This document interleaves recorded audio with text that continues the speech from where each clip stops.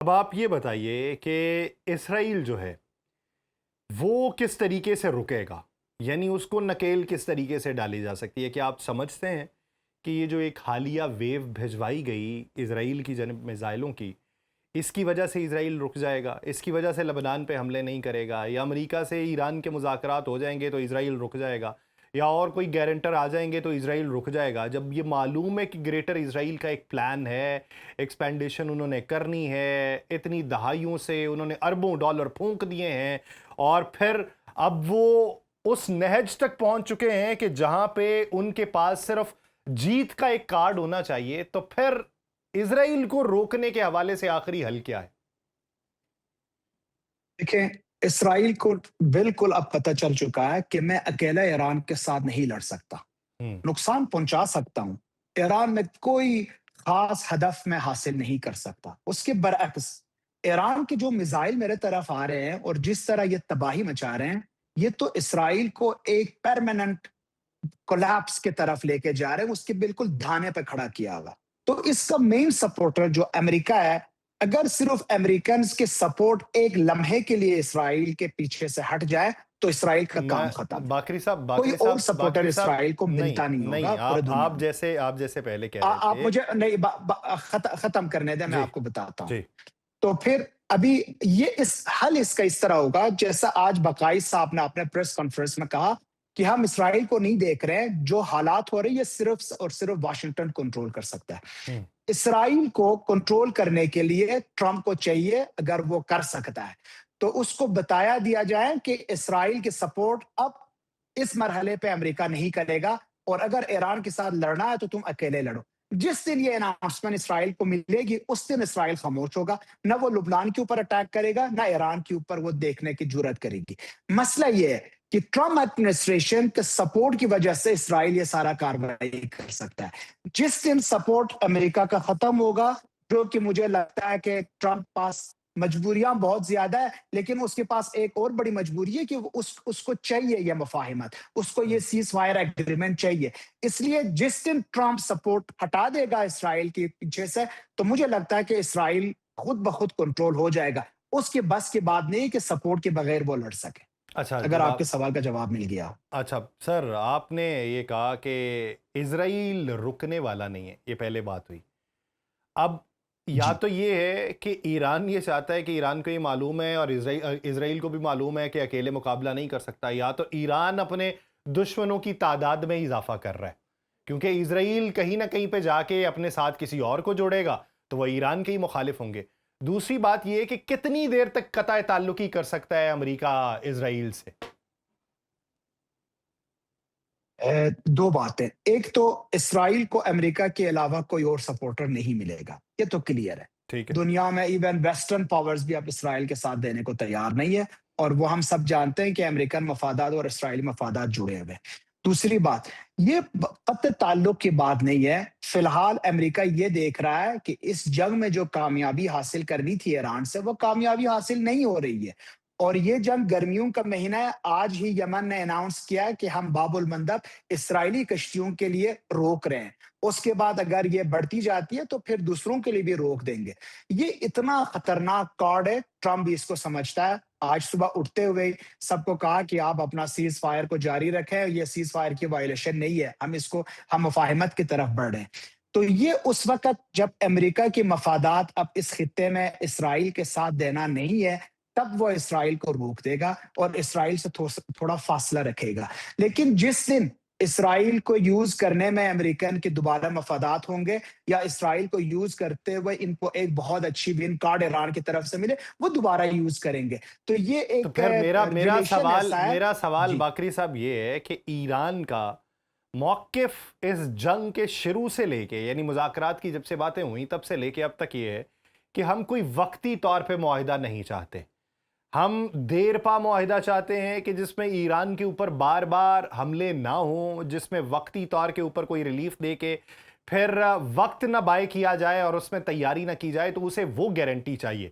آپ کی باتوں سے یہ تاثر جی، مل رہا ہے کہ یہ وقتی سیٹلمنٹ ابھی ہونا ہے، بعد کی بعد میں دیکھی جائے گی، تو پھر ابھی وقتی کے اوپر تو ایران بھی راضی نہیں ہے۔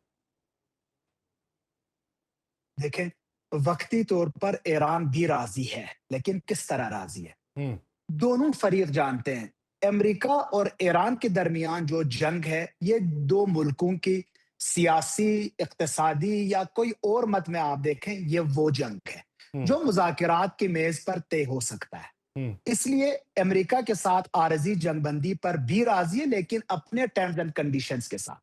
دوسری بات یاد رکھیں، اصل مسئلہ یہ ہے کہ آپ ٹرمپ کی جتنے بھی پالیسیز ہیں وہ چیک کریں، چاہے یہ غزہ میں سیز فائر ہو، چاہے لبنان کے ساتھ سیز فائر ہو، چاہے جو وینیزویلا میں انہوں نے آپریشن کیے، وہ سارے ہی عارضی ہے۔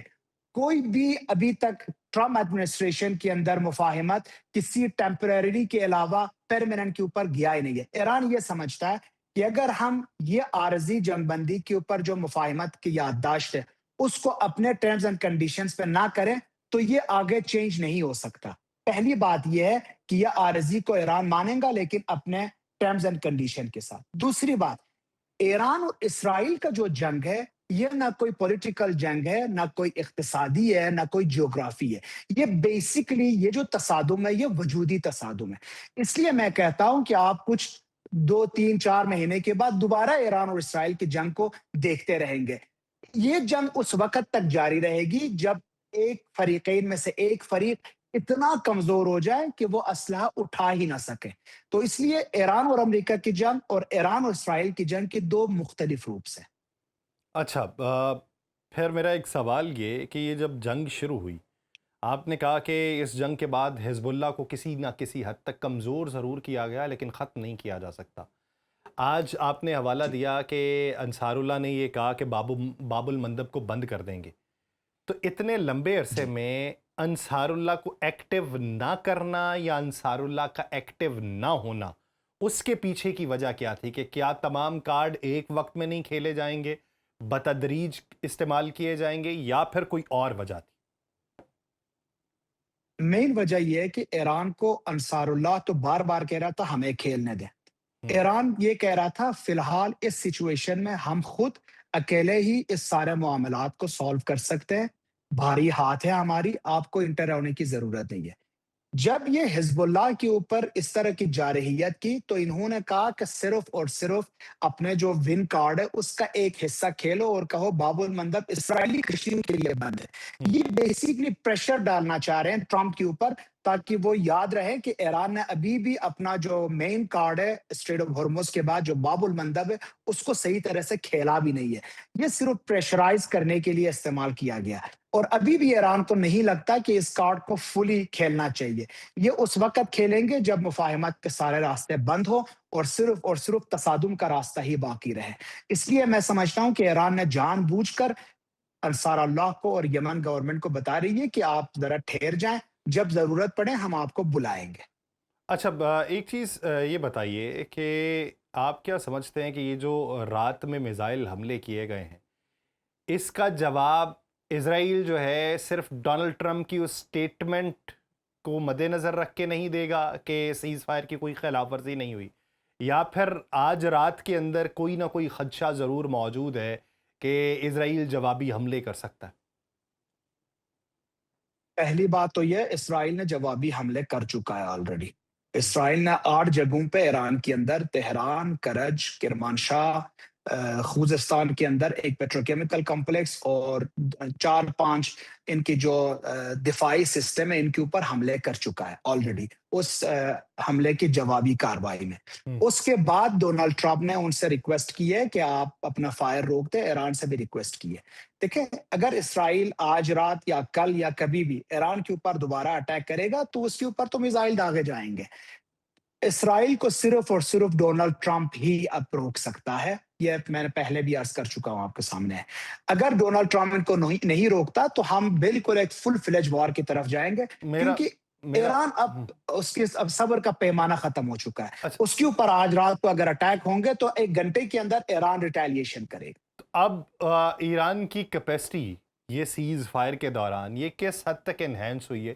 کیونکہ اس بارے میں بہت سی رپورٹس آتی رہیں۔ میرا سوال یہ نہیں تھا کہ وہ جو حملے کر چکا وہیں تک کی بات ہوگی، سوال یہ کہ مستقبل کے اندر ان کے پاس معلومات کیا موجود ہیں ایران کے متعلق، اور ایرانیوں کو معلومات کیا حاصل ہیں کہ جو لانچنگ پیڈز جن کو نشانہ بنایا گیا تھا، یا میزل کے سٹاکس جو کم ہو چکے تھے، یا دفاعی سسٹم جس طریقے سے انٹیگریٹڈ کیا گیا تھا، اس کو کتنا انہینس کیا گیا ہے کہ جوابی کیپیسٹی اتنی موجود ہو کہ پھر سے حملے ہونے کی امکانات ہی کم ہو جائیں؟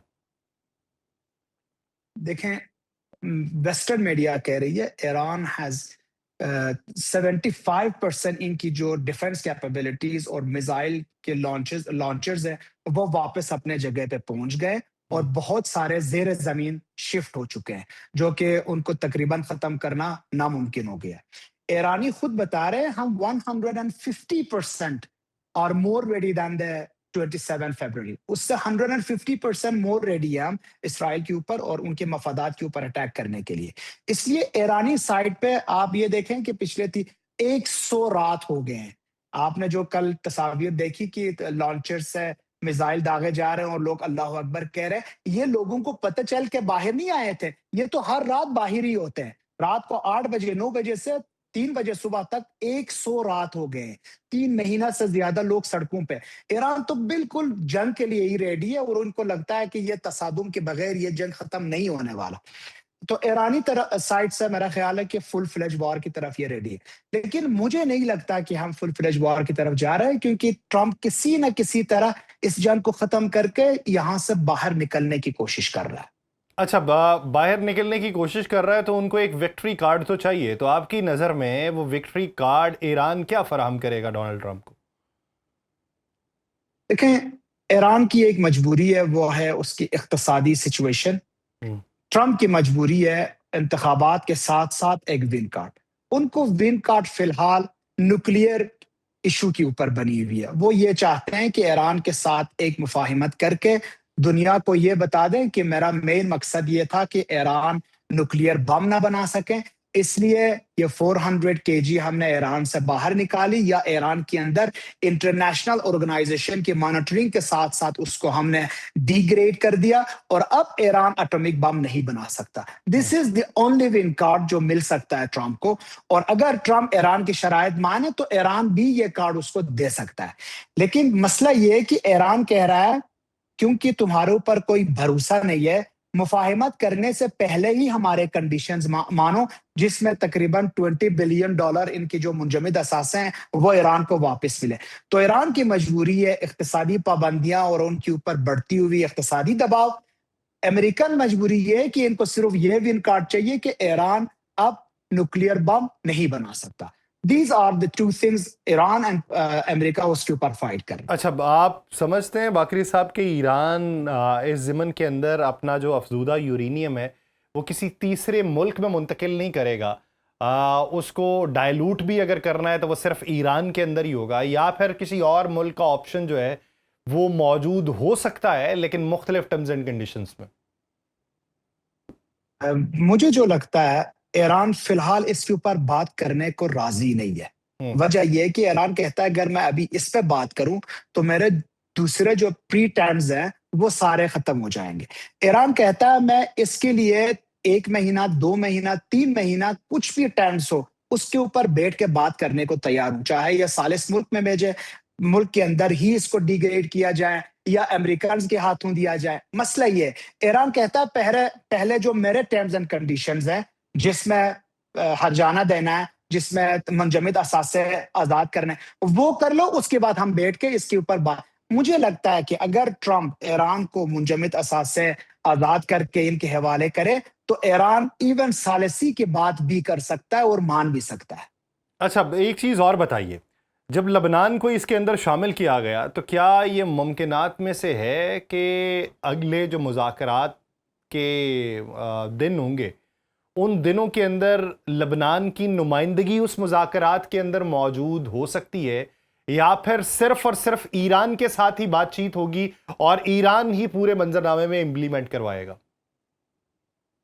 ایران ہی ہوگا اس مذاکرات میں، کوئی اور ملک اس میں انوالو نہیں ہوگا۔ ایران کو پتہ ہے کہ لبنان کے اندر اس کو کس طرح کی چیزیں چاہیے، اور وہ سارے، بلکہ میں آپ کو یہ بھی بتا سکتا ہوں کہ ایران تو لبنان کو حزب اللہ سے بھی بہتر جانتا ہے، کیونکہ سالوں سے اس کے اوپر فوکس ہو کے کام کر رہا ہے۔ مسئلہ اب یہ بن رہا ہے کہ گورنمنٹ آف لبنان ایک الگ مذاکرات کر رہا ہے اسرائیل کے ساتھ واشنگٹن میں. ہوں، وہ یہ چاہتا ہے کہ مذاکرات کسی بھی طرح ایران کے ہاتھ میں نہ آئے. اور جوزف اون جس طرح میسج دے رہے تھے کہ ہمارا ملک ہے ہمیں کرنا چاہیے، لیکن مسئلہ یہ ہے کہ جوزف اون اپنے آپ کو سرنڈر کرنے پہ تیار ہے اسرائیل کے ہاتھوں میں. تو اس لیے ایران یہ چاہتا ہے کہ مذاکرات جو میں کر رہا ہوں امریکہ کے ساتھ، اس میں حزب اللہ کی برتری حاصل ہو. اس میں ایک مین وجہ یہ بھی ہے، اگر یہ مذاکرات میں حزب اللہ اور لبنان کو بھی انٹر کر کے وہاں پہ بھی سیز فائر کرنے پہ کامیاب ہوتا ہے، تو آپ یہ یاد رکھیں 2 مہینے کے بعد گورنمنٹ آف لبنان would be 100% in the control of حزب اللہ، اور یہ ایران کو یہ ون کارڈ مل جائے گی.